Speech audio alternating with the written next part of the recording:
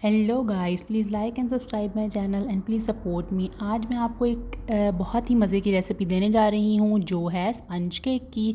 घर में बच्चों के लिए, बड़ों के लिए, सबके लिए बनाएं। बहुत ही मज़े का बन के रेडी होता है और इसकी बहुत ज़्यादा शेल्फ़ लाइफ है। आप इसको आराम से रख सकते हैं 1 वीक के लिए। ये देखें, बहुत ही मज़े का सॉफ्ट और स्पंजी ये केक है। इसकी आप आइसिंग भी कर सकते हैं और बर्थडेज़ पे भी बच्चों के लिए बना सकते हैं। चलें इसकी प्रिपरेशन स्टार्ट करते हैं। सबसे पहले हम क्या करेंगे, एक पैन लेंगे, उसको हमने उसमें पार्चमेंट पेपर लगा दें, बटर पेपर लगा दें और उसको साइज़ उसकी कट कर लेंगे उस बटर पेपर की, और इसके अंदर हम बटर लगाएंगे थोड़ा सा। ये हम कर रहे हैं कि चिपके नहीं गा। मैं आपको दिखाया एंड बिल्कुल केक जो है वो स्टिक नहीं होता नीचे अगर आप इसकी अच्छे से उसको लाइन करेंगे। पार्चमेंट पेपर लगाएं, बटर उसके ऊपर लगा दें। यहाँ पे मैं ओवन को प्री हीट कर रही हूँ। ओवन को 180 डिग्रीज़ पे आपने प्री हीट करना है 15 मिनट्स के लिए, और आपने इसकी दोनों प्लेट्स ऑन कर देनी है। ये देखें, अब हम इसमें थोड़ा सा मैंने मैदा डस्ट कर दिया ताकि कभी भी चिपके नहीं।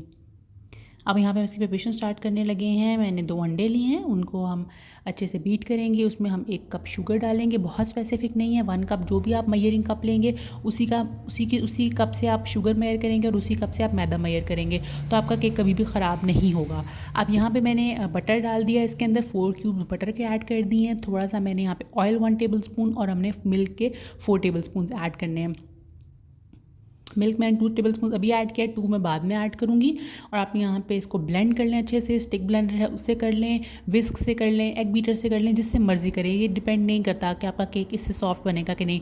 बस आपने उसको अच्छे से, अगर आपको कुछ भी नहीं, आप फोक से उसको कर लें, लेकिन देखना रिजल्ट एंड में वही आएगा जो रेसिपी के, अगर आप बाकी इंग्रेडिएंट्स को फॉलो करेंगे। यहाँ मैं सेल्फ राइजिंग फ्लावर यूज़ कर रही हूँ और बेकिंग पाउडर यूज़ कर रही हूँ। सेल्फ राइजिंग फ्लावर अगर आपके पास नहीं है तो आप प्लेन यूज़ करेंगे फ्लावर, तो उसका ये है कि आप उसमें बेकिंग पाउडर की क्वांटिटी को बढ़ा लीजिएगा। बेकिंग पाउडर आप पूरा 1 टीस्पून ऐड कीजिएगा और बेकिंग सोडा को हाफ़ टीस्पून ऐड कीजिएगा, तो आपका केक बहुत सॉफ्ट बनेगा। और हम इसमें वनीला एसेंस भी ऐड करेंगे, लेकिन यहाँ वनीला एसेंस मेरे पास नहीं था तो मैंने इलायची और उसके 2-4 दाने इसमें ऐड कर दिए थे।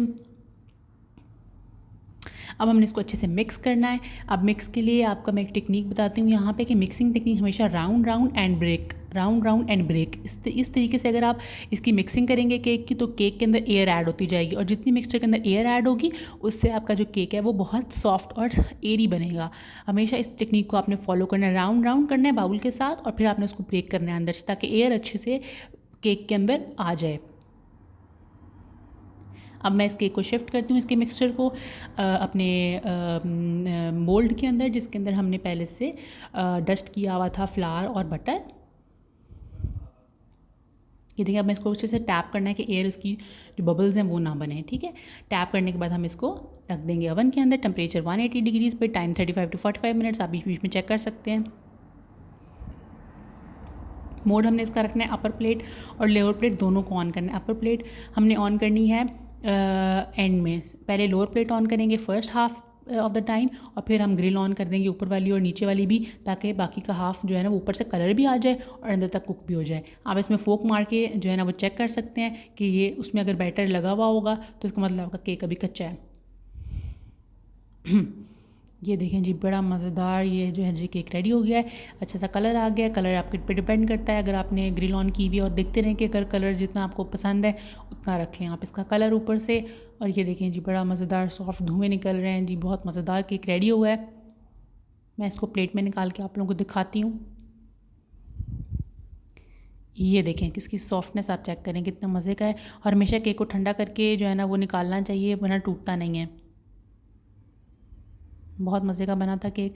ये देखें, ये इसकी शेल्फ़ लाइफ काफ़ी ज़्यादा है, आप इसको आराम से रख सकते हैं। ओपन ऊपर प्लेट दे के रख दें फॉर 1 वीक ही रह जाता है। और अगर आपने बॉक्स में फ्रिज में रखना है तो उसको क्यूब्स बनाएं और इसको फ्रिज में रख दें। और अगर बच्चों को आइसिंग करके देनी है बर्थडेज़ के लिए, बहुत बेस्ट रेसिपी है। Do try it at home and thank you so much.